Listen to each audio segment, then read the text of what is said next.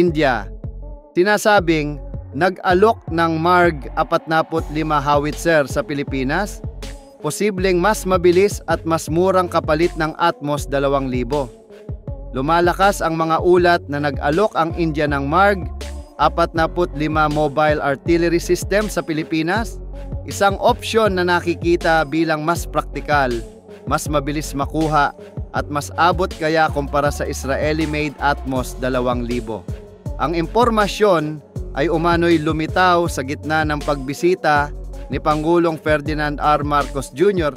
sa New Delhi, kung saan tinalakay niya kasama si Prime Minister Narendra Modi ang mas malalim na kooperasyon sa depensa, seguridad at inobasyon.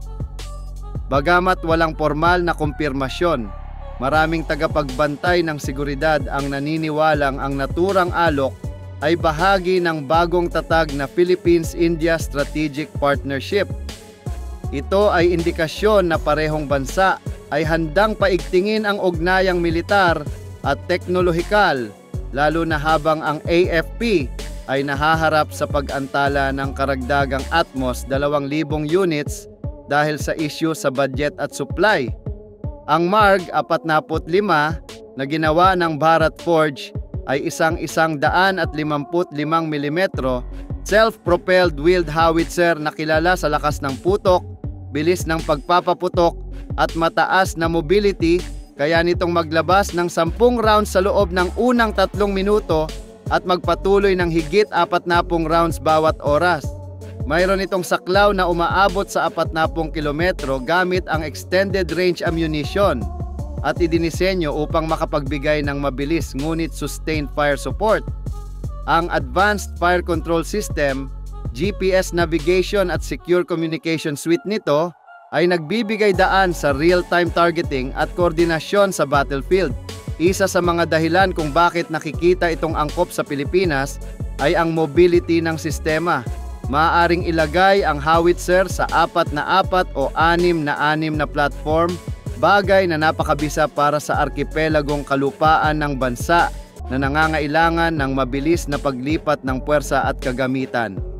Mayroon ding armored cabin ang MARG 45 na nagbibigay proteksyon sa 6 na crew mula sa small arms fire at shrapnel.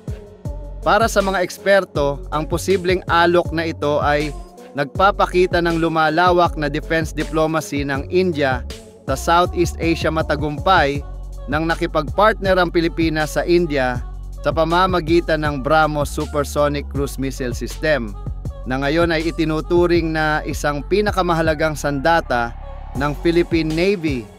Ang paglitaw ng MARG 45 sa mga pag-uusap ay nagpapakita na nais ng India na palawakin ang papel nito sa land-based systems at maging isa sa pangunahing defense partners ng bansa.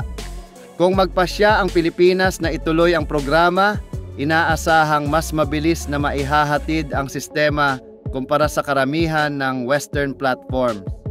Karaniwang nagbibigay ang India ng government-to-government packages na may kasamang training, spare parts at long-term maintenance support, mga elementong kritikal para sa readiness ng AFP sa kalagitnaan ng nagpapatuloy na AFP Modernization Program.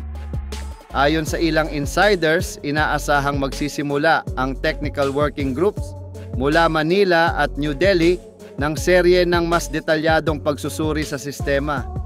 Kabilang dito ang live fire demonstrations, cost effectiveness evaluations, at operational suitability assessment. Kapag nagbigay ng berdeng ilaw ang pamahalaan, posibleng dumating ang mga unang unit ng mas maaga kaysa sa mga kakompetensya, bagay na magbibigay ng malaking tulong sa AFP, lalo na sa gitna ng tumitinding tensyon sa West Philippine Sea at sa mas malawak na Indo-Pacific region. Maraming analysts ang naniniwalang kung matutuloy ang rumored deal, maaari itong maging game changer para sa Philippine Army tulad ng naging papel ng BrahMos sa Philippine Navy. Hindi lamang nito palalakasin ang firepower ng bansa, ngunit magpapalalim din ito sa estratehikong ugnayan ng Pilipinas at India bilang dalawang bansang handang magtulungan sa paghubog ng seguridad at katatagan sa Indo-Pacific.